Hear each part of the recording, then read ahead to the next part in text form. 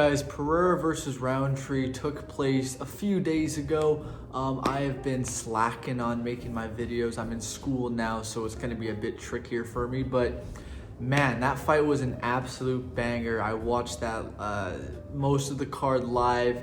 Super fun main event. The other fights, not so much. Rep Jose Aldo, that fight absolutely sucked. And Wonderboy is dead. Okay, so let's just do a quick recap. The one thing that I want to talk about the main event is Pereira just showed us why keeping it simple is usually the best game plan.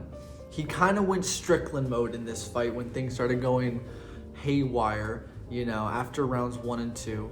Because in rounds 1 and 2, he was marching Khalil down, trying to find that big left hook, you know, highlight reel KO or the big head kick KO, and it just wasn't there. The left hook wasn't there because Khalil, he stands southpaw, which already makes it a little bit trickier, and he has his hands so high by his head. He's a bit shorter than Pereira, and like he's just used to having his hands all the way up, and it's just gonna be hard to find openings on a guy that's so compact and tight. And another thing about Khalil is that in this fight, he utilized the blitz basically as his only method of attack, right? He would stay way out of range, and then blitz in with 3 or 4 punches at a time. And the third and fourth punch were catching Pereira clean. And even though, I mean, Pereira was kind of moving away with it, they were still huge shots. He walked Pereira into the head kick in round 2. That was like basically the first kick that he threw. He hurt him with a body kick.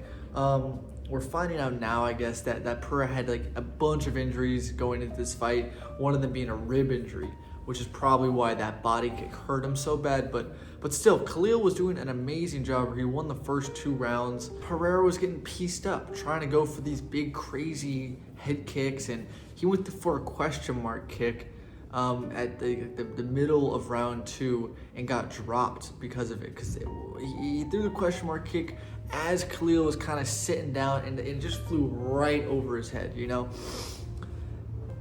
And so in rounds 3 and 4, the end of round 3 and then all of round 4, Pereira simplified his game plan, and he started walking Khalil down, jabbing him in the face, and Khalil was getting tired, you know?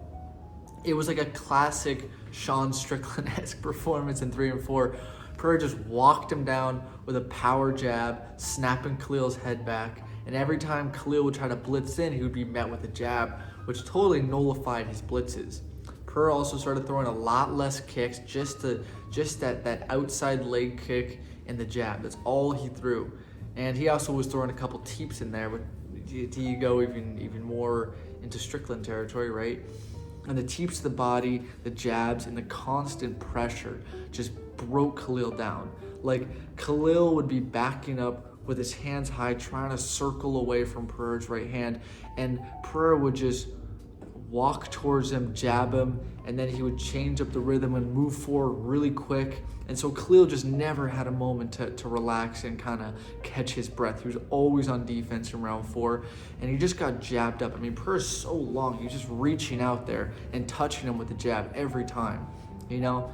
And eventually Khalil, he realized that he can't really run anymore, and so he planted and started throwing back big, you know, haymakers to try to get some respect from Pereira. I mean, you know, what can we say? Khalil got tired, he gassed out, and got finished up against the fence. People are seeing that, and they're saying, oh, Khalil is, if only he had better cardio, like if only it wasn't at elevation, he could have kept that pace up, or man, if only, he just needs to go on a few more runs, man. He just got to get that cardio up. It's like, people do not understand still how fight cardio works. I made a video about it a while ago about Drickus. I made another video even earlier about Hamzat. I want to make another video about Khalil, because cardio is not just how many rounds you can do and look the same. It's about what you can do in those rounds. And what Khalil was doing was blitzing in with 4 punches, like I said, and that uses a tremendous amount of energy. And Pereira knew that. He said that was part of his game plan, was to wait till Khalil got tired, and tired he did. You know what I mean? He got real fatigued, it was kind of done by the end of round 3. He didn't have much left in the tank. And at the end of round 4, he was just sort of swinging up against the fence, just trying to get that Israel Adesanya-esque KO on Pereira. And that's really only going to get Pereira once. I don't think he's ever going to get knocked out like that again. But yeah, Pereira kept it simple. He stayed really tight, and he just jabbed him up in rounds 3 and 4 and looked pretty great. And I know he was injured and sick and all this other stuff, but you know, that's just kind of the fight game. Everyone's kind of sick and tired and injured going into their fights. But what's next for Pereira? I'll make a video about that. It's probably going to be Anka Live if we're being 100% real. But yeah, we'll talk about that fight soon. The fight that I want to talk about now, though, is Aldo versus Bautista. What an absolute banger. What a great fight. Aldo, you know, he tried to get the big KO. You know, he's kind of a power merchant. He just kind of got outcrafted, outcrifted, outskilled by Mario Bautista. You know, Mario Bautista used great fight IQ to push Jose Aldo up against the fence and cower away from all of Aldo's strikes. Yeah, fight of the night. I'm surprised he didn't win it. Great fight. Cesar Almeida versus Igor Poerio. That was a fight.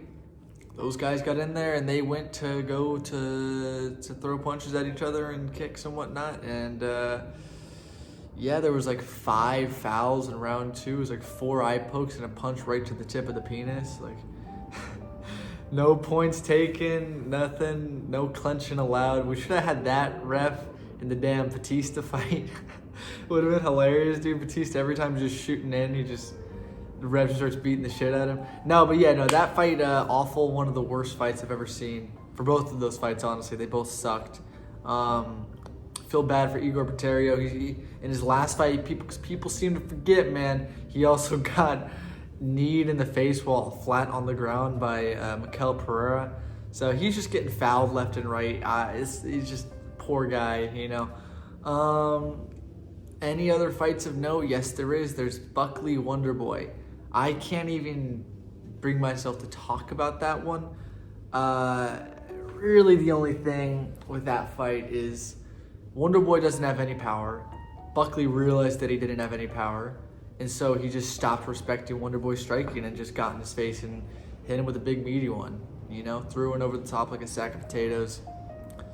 Yeah, brutal. But Alex Pereira looks pretty good. Khalil made him look human. We needed a war out of Pereira to remind the people that this guy can win a dogfight. And about that, like, I got a lot of my predictions right about that. You know, I was wrong that it wasn't, like, it was an entertaining fight, all right? It was one of the best fights I've ever seen. Whatever. Yeah, anyway, I'll see you guys in the next one. Thank you for watching. Peace.